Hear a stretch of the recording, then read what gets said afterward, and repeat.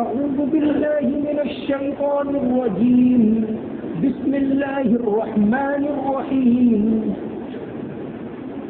هو الذي أنزل السكينة في قلوب المؤمنين ليزدادوا إيمانا مع إيمانهم ولله جنود السماوات والأرض وكان الله عليما حكيما ليدخل المؤمنين والمؤمنات جنات تجري من تحتها الأنهار خالدين فيها ويكفر عنهم سيئاتهم وكان ذلك عند الله فوزا عظيما ويعذب المنافقين والمنافقات والمشركين والمشركات الظانين بالله ظن السوء عليهم دائرة السوء وغضب الله عليهم ولعنهم وأعد لهم جهنم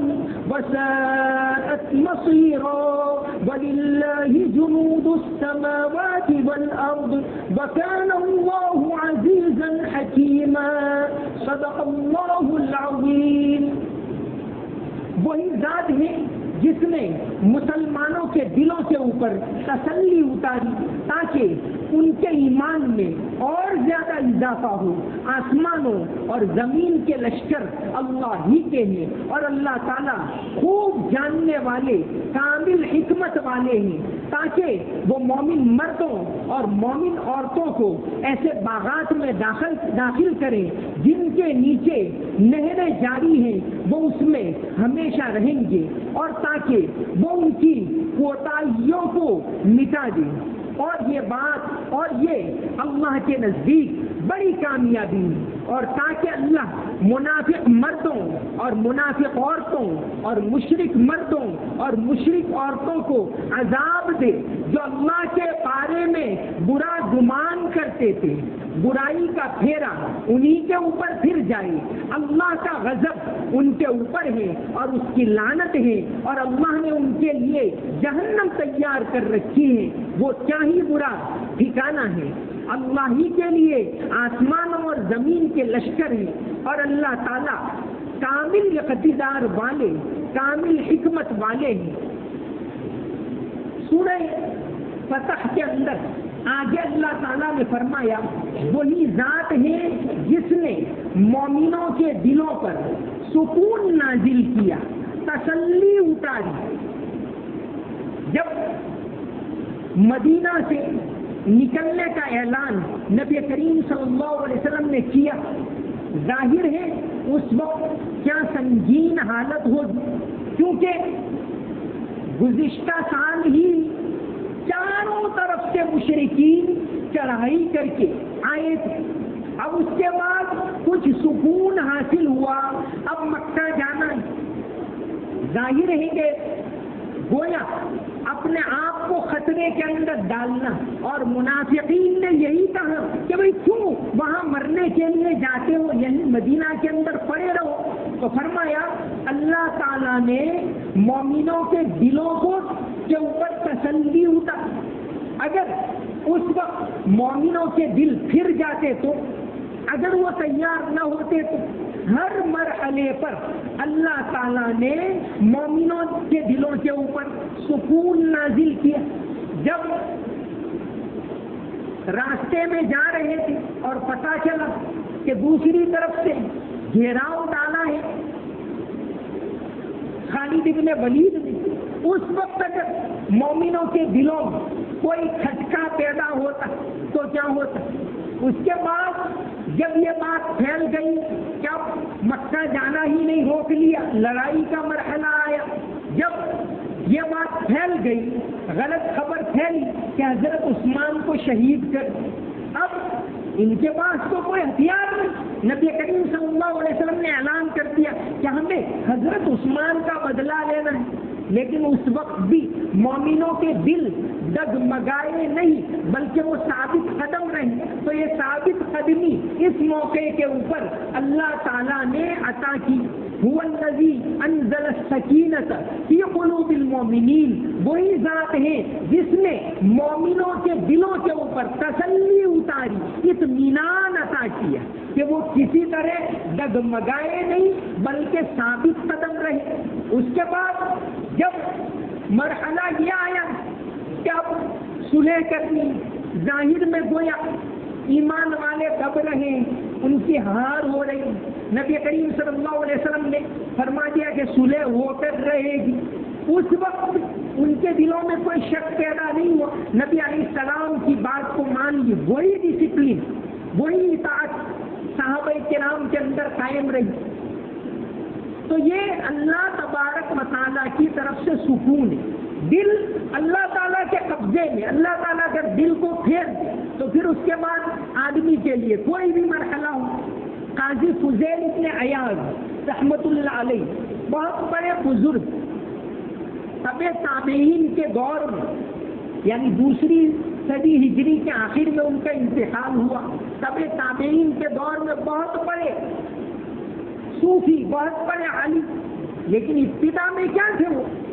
ابتدا میں تو خراسان میں ڈاکہ زنی کرتے، گویا ایک طرح سے ڈاکوؤں کا کام کر رہے، لیکن اللہ تعالیٰ نے ہدایت، جب ایک دن رات کو وہ آیت سنی جو سورہ حدید کی آیت ہم نے پڑھی، أَلَمْ يَعْنِ لِلَّذِينَ آمَنُوا أَن تَخْشَعَ قُلُوبُهُمْ لِذِكْرِ اللَّهِ، کیا مومنوں کے لیے وہ وقت نہیں آیا کہ ان کے دل اللہ کی یاد کے لیے نرم پڑ جائیں؟ جب یہ آیت سنی تو ان کی حالت بدل گئی اور پھر ایسے چل پڑے ایمان کے راستے پر، ایسے چل پڑے وہ سلوک کے راستے کے اوپر کہ اللہ تعالیٰ نے ان کو پیروں کا پیر بنایا۔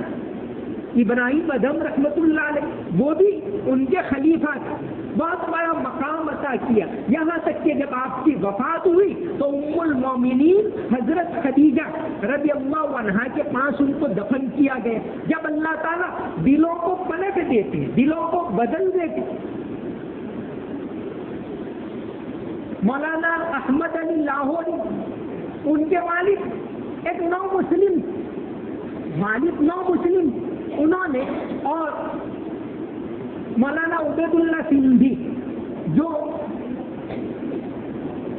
آزادی کی لڑائی کے بڑے مجاہد، کئی ملکوں کا سفر انہوں نے کیا آزادی کے لیے، روس گئے، جرمنی گئے، ترکی گئے، برطانیہ گئے، جاپان گئے۔ مولانا عبید اللہ سندھی وہ نو مسلم تھے، بڑی عمر میں مسلمان بنے، بعد میں دیوبند پڑھنے کے لیے آئے، پھر آزادی کی لڑائی میں لگ گئے۔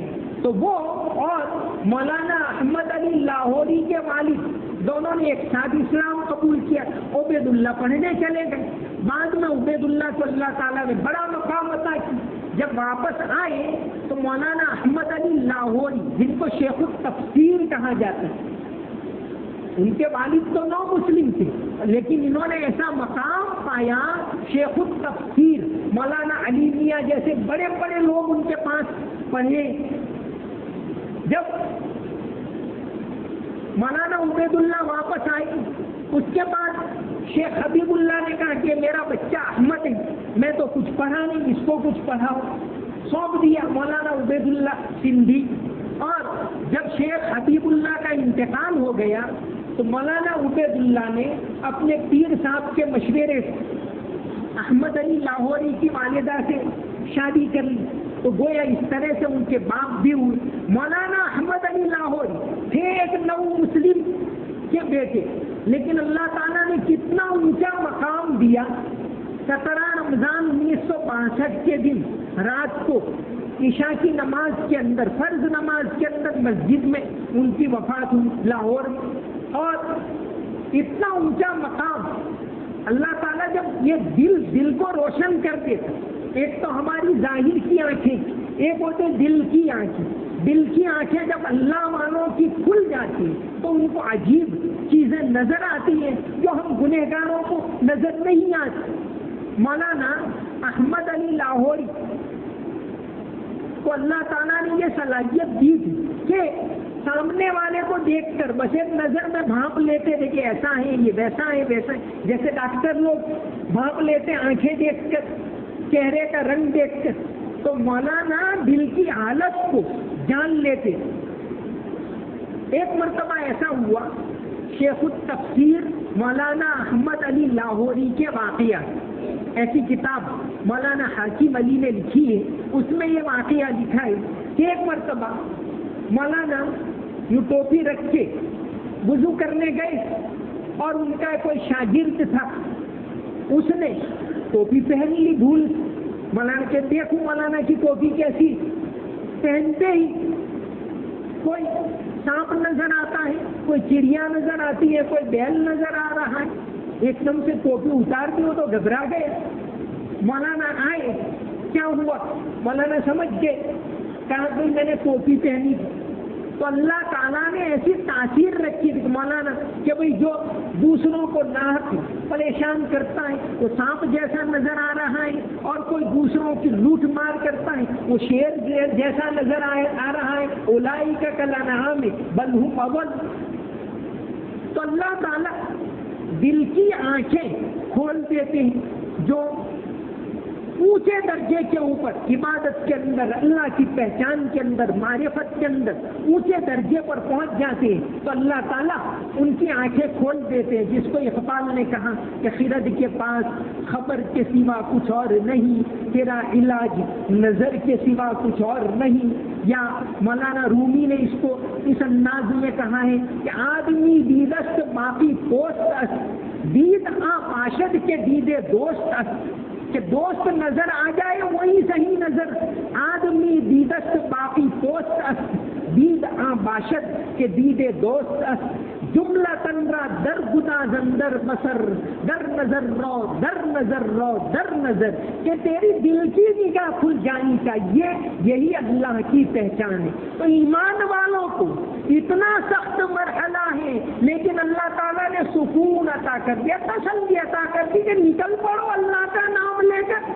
اللہ کے علاوہ کس کا خوف تمہارے دلوں کے اندر ہونا چاہیے؟ هو الذی انزل السکینۃ فی قلوب المؤمنین، مومنوں کے دلوں میں سکون عطا کر دیا، اطمینان عطا کر دیا، تسلی پیدا کر دی، لیزدادوا ایمانا مع ایمانہم، تاکہ ان کے ایمان میں اور زیادہ اضافہ ہو۔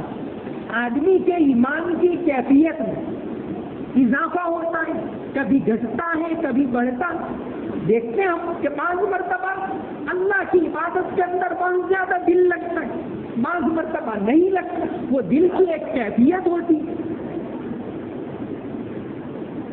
حضرت ابن عباس رضی اللہ عنہ مفسر قرآن، کیونکہ یہاں بات آئی ایمان کے گھٹنے اور بڑھنے، امام ابو حنیفہ کہتے ہیں کہ ایمان تو گھٹتا بڑھتا نہیں، ایمان یعنی ایمان کی کیفیت گھٹتی بڑھتی ہے۔ اور امام شافعی یہ فرماتے ہیں ایمان گھٹتا بھی ہے بڑھتا بھی ہے، جیسے یہاں آیا لیزدادوا ایمانا مع ایمانہم، کہ ایمان میں اور زیادہ اضافہ ہو۔ تو امام ابو حنیفہ فرماتے ہیں جیسے بھئی ایک درخت یعنی درخت، چاہے وہ چند پتوں والا ہو، چاہے اس کے پتے جھڑ رہے ہوں، چاہے اس کے اوپر پھول لگے ہوں، چاہے پھل لگے ہوں، چاہے کم سایہ دے چاہے زیادہ سایہ دے، درخت یعنی درخت، ہاں اس کی کیفیت میں کمی بیشی ہوتی، جیسے یہ دیوار کا رنگ سفید وہ بھی سفید ہے، کھڑکی کا رنگ بھی سفید ہے، کپڑے کا رنگ بھی سفید ہے، لیکن سفیدی میں فرق ہے تو ہر ایک سفید۔ تو یہ ایمان اس کی کیفیت گھٹتی بڑھتی رہتے، ایمان تو ایمان ہے۔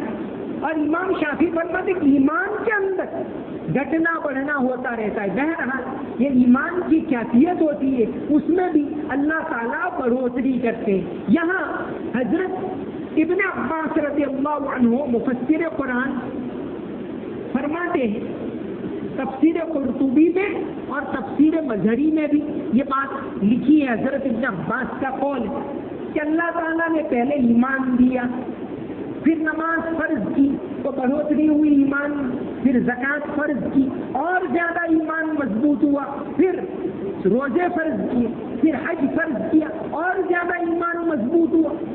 تو جیسے جیسے اعمال مضبوط ہوتے ہیں ایمان مضبوط ہوتا ہے، اعمال ہے وہ ایمان کے لیے پانی ہے، سینچائی ہے، جتنی اعمال کے ذریعے سینچائی کریں گے، جتنے بھی نیک اعمال ہیں، چاہے وہ چاہے وہ نماز ہو، چاہے وہ زکوٰۃ ہو، چاہے پڑوسیوں کے ساتھ اچھا سلوک ہو، چاہے وہ تجارت کے اندر اسلامی طریقہ اپنانا ہو، جو بھی اچھے کام ہیں وہ کریں گے تو اس کے ذریعے ایمان کی سینچائی ہوگی اور اس کے ذریعے ایمان کی طاقت بڑھے گی۔ ایمان اور اعمال دونوں ایک دوسرے کے پیرالل ہیں۔ اعمال مضبوط ہوتے ہیں تو ایمان میں اضافہ ہوتا ہے، ایمان کی کیفیت بڑھتی ہے تو پھر اعمال اور زیادہ آدمی کرنے لگتا ہے۔ تو یہاں فرمایا اللہ تعالیٰ نے کہ لیزدادوا ایمانا مع ایمانہم، کہ اس نے سکون عطا کیا، سکون اتارا مومنوں کے دلوں کے اوپر تاکہ ان کے ایمان میں اور زیادہ اضافہ ہو۔ وَلِلَّهِ جُنُودُ السَّمَاوَاتِ وَالْأَرْضِ، آسمان اور زمین کے لشکر اللہ کے، آسمان اور زمین کے لشکر کون سے؟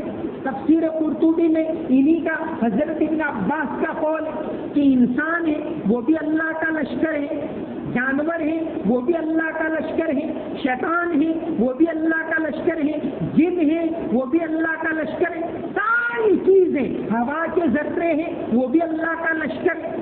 ارے یہ وائرس ہے وہ بھی کیا اللہ کا لشکر ہے، ہمیں نظر نہیں آتا لیکن اس کے اندر اللہ نے کیسی طاقت رکھی۔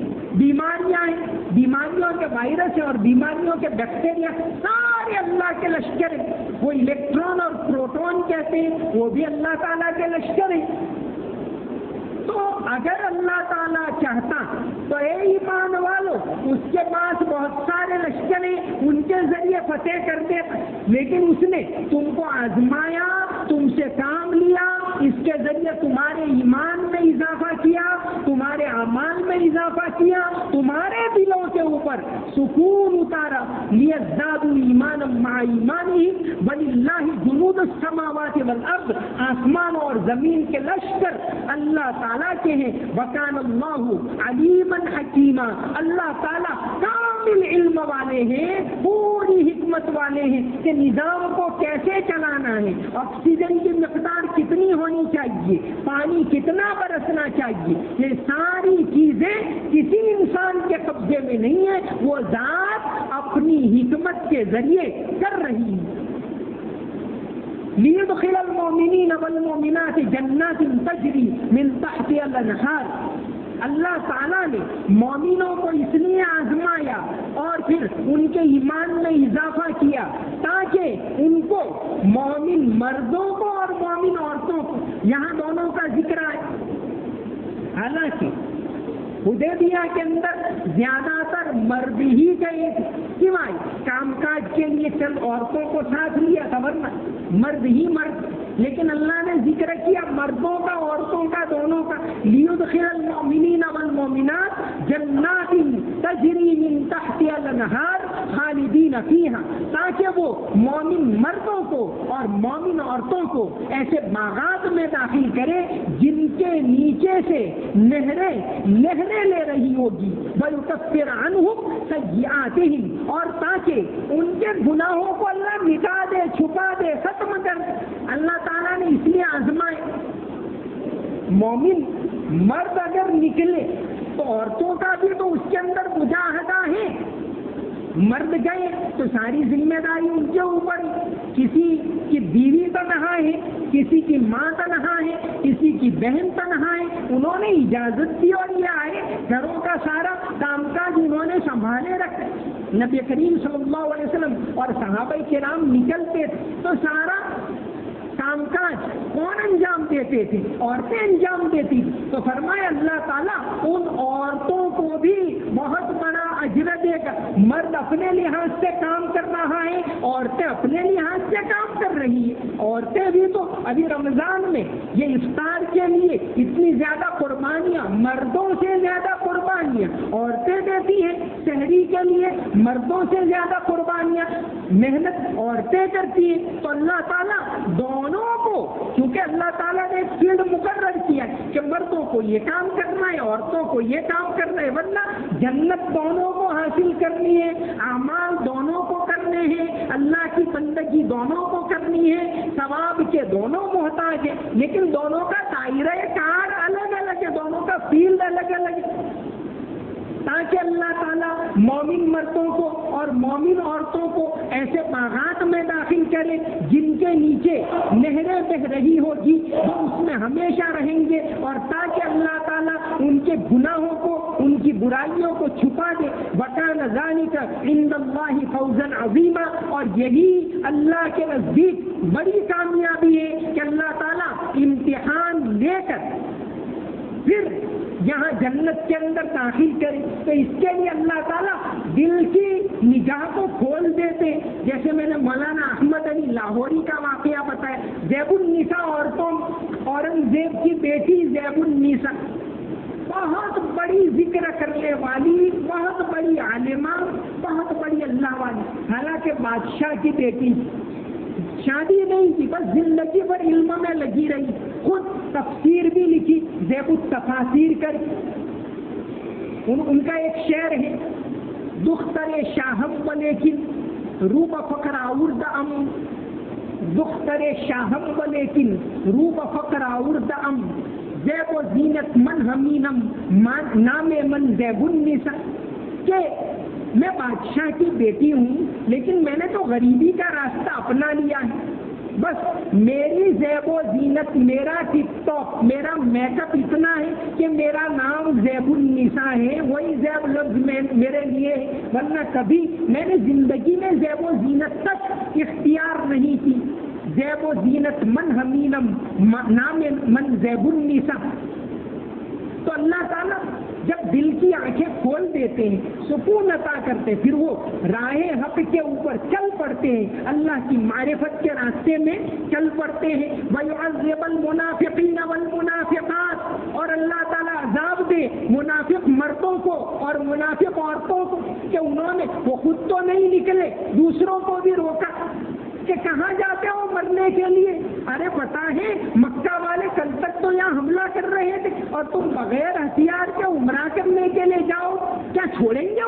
اس طرح کی باتیں مدینہ کے اندر چلائی۔ وَيُعَذِّبَ الْمُنَافِقِينَ وَالْمُنَافِقَاتِ، تاکہ اللہ تعالیٰ منافق مردوں اور منافق عورتوں کو، وَالْمُشْرِكِينَ وَالْمُشْرِكَاتِ، اور مشرک مردوں اور مشرک عورتوں کو، الظَّانِّينَ بِاللَّهِ ظَنَّ السَّوْءِ، جو اللہ تعالیٰ کے بارے میں غلط خیالات کرتے کہ یہ کیا ہم کو عذاب میں ڈالا، مصیبت میں ڈالا، نعوذ باللہ وغیرہ ایسی باتیں پھیلا رہے تھے۔ علیہم دائرۃ السوء، انہوں نے اپنے آپ کو مصیبت میں ڈالا، مصیبت کو مول لیا۔ اللہ تعالیٰ تو بڑے مغفرت کرنے والے، بڑے کرم کرنے والے ہیں۔ وغضب اللہ علیہم، ایسے لوگوں کے اوپر اللہ کا غصہ، ولعنہم، اللہ کی لعنت ایسے لوگوں کے اوپر، واعد لہم جہنم، اللہ تعالیٰ نے ایسے منافقوں کے لیے، ایسے مشرکوں کے لیے، اللہ کے راستے سے روکنے والوں کے لیے، غداری کرنے والوں کے لیے،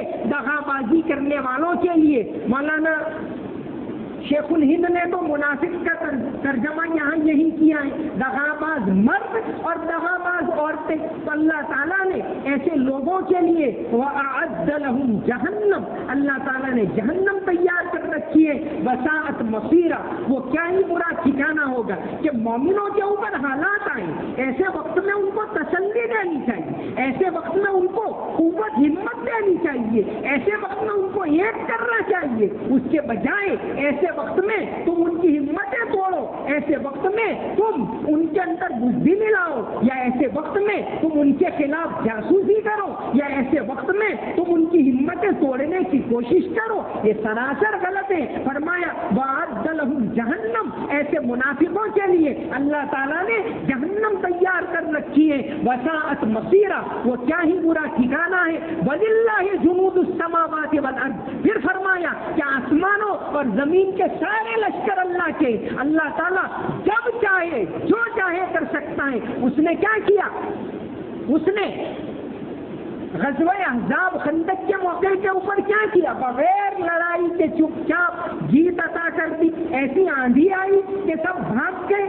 اللہ تعالیٰ اس کی طاقت ہے، آندھی بھی اس کے قبضے میں ہے، بارش بھی اس کے قبضے میں ہے، زلزلہ بھی اس کے قبضے میں ہے، سمندروں کے طوفان بھی اس کے قبضے میں ہے، سمندروں کے پانی کی بھی اس کے قبضے میں، ہوائیں بھی اس کے قبضے میں۔ تمہاری کیا طاقت ہے؟ ہے، تمہاری کیا قوت ہے، تم کو اللہ تعالیٰ نے کچھ سلطنت دے رکھی ہے تو اس کی وجہ کیا، اس کے بدلے میں اللہ کے بندوں کے اوپر ظلم کیا جائے، کیا ان کو مہنگائی کے اندر پیسا جائے، کیا ان کو رسوا کیا جائے؟ یہ تو طریقہ نہیں ہے۔ اللہ نے اگر حکومت دی ہے، اللہ نے طاقت دی ہے تو انسانوں کے فائدے کے لیے اس کا استعمال ہونا چاہیے۔ تو ایسے لوگوں کے لیے وَأَعَدَّ لَهُمْ جَهَنَّمَ، اللہ تعالیٰ نے جہنم تیار کر رکھی ہے، وَسَاءَتْ مَصِيرًا، وہ کیا ہی برا ٹھکانہ ہے۔ وَلِلَّهِ جُنُودُ السَّمَاوَاتِ وَالْأَرْضِ، آسمان اور زمین کے سارے لشکر اللہ کے قبضے میں ہے۔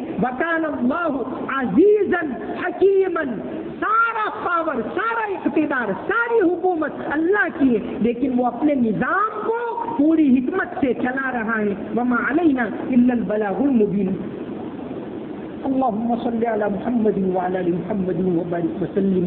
ربنا آتنا في الدنيا حسنة وفي الآخرة حسنة وقنا عذاب النار۔ ربنا هب لنا من أزواجنا وذرياتنا قرة أعين واجعلنا للمتقين إماما۔ یا اللہ ہمارے گناہوں کو معاف فرما، ہماری تمام غلطیوں کو معاف فرما، یا اللہ تمام قصوروں کو معاف فرما، یا اللہ نفاق سے ہماری حفاظت فرما، تکبر سے حفاظت فرما، تیرا خوف نصیب فرما، تواضع کے ساتھ رہنے کی توفیق عطا فرما، تیرے راستے میں خرچ کرنے کی توفیق عطا فرما، یا اللہ تمام روحانی بیماریوں سے، نفسانی بیماریوں سے ہماری حفاظت فرما، ہمیں تمام گناہوں سے پاک صاف فرما، یا اللہ ہماری مغفرت فرما۔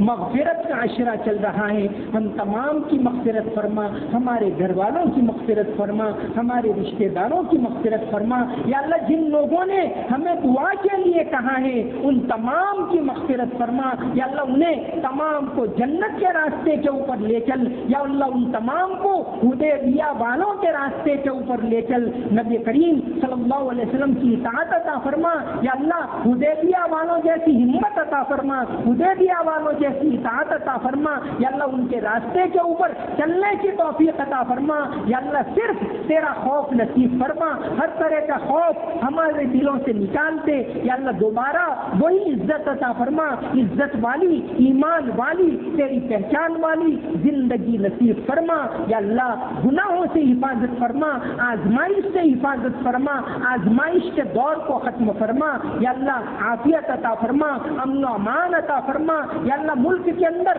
نفرت کے ماحول کو ختم فرما، محبت کے ماحول کو پیدا فرما، ملک کو ترقی عطا فرما، ملک والوں کو ترقی عطا فرما، ملک والوں کو مل جل کر رہنے کی توفیق عطا فرما، یا اللہ مسلمانوں کے لیے حلال پاکیزہ روزی کے دروازوں کو کھول دے، حرام سے حفاظت فرما، جھوٹ سے حفاظت فرما، یا اللہ مسجدوں کو آباد کرنے والا بنا، یا اللہ ہمارے بچوں کو ایسا ایجوکیشن عطا فرما جو تیرے خوف کے ساتھ انہیں عزت والے عہدے عطا فرمائے، عبادت کے ساتھ یا اللہ عزت والے عہدے عطا فرمائے، یا اللہ دنیا کے اندر انہیں عزت والے عہدے عطا فرمائے، ایسا ایجوکیشن عطا فرما، تیرا خوف نصیب فرما، یا اللہ مسجدوں کو آباد کرنے والا بنا، مدرسوں کو آباد کرنے والا بنا، نماز کا پابند بنا، ہر حال میں نماز کا پابند بنا، یا اللہ تجھ سے دعا مانگنے کی توفیق عطا فرما، یا اللہ صرف اور صرف تجھ سے مانگنے کی توفیق عطا فرما،